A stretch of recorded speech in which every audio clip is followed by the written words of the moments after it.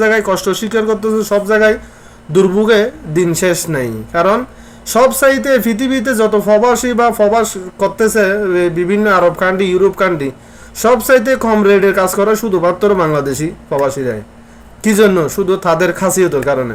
2200 Real হিসাব করলে বাংলার 60,000 টাকা, হয়তো 70,000 টাকা। উকালা খরচ ধরেন আর 2,000 রিয়াল, এমনি মিলে সব 4,500 রিয়ালের বিষয়। 4,500 বাংলার সমান হিসেব করতে গেলে 1.5 লক্ষ টাকার বিষয়। যখন 5 লক্ষ টাকা দিকে মানুষ আসে এখানে, 1.5 লক্ষ টাকার বিষয়ে উকালা বিষে খরচ মোট সর্বোচ্চ 4,500 রিয়াল। সেই বিষে যখন বাংলাদেশে 5 লক্ষ টাকা খরচ হয়ে যায়, সে প্রবাসীটা বিদেশে এসে কাকে বুঝাবে, কাকে বলবে সে যে এত টাকা খরচ করছে, এই টাকাগুলো কখন তুলবে?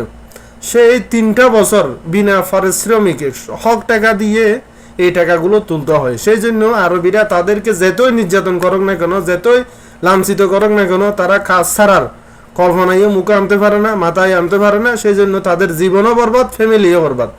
সেজন্য বলবো আপনারা বিদেশ আসেন, কাউকে না আসতে আমি বলবো না, ভেবে চিনতে আসবেন। অবশ্যই ভালো স্যালারি, ভালো কাজ যদি পান তাহলে আসেন, না হলে আপনার জীবন, ভবিষ্যৎ জীবন অন্ধকার।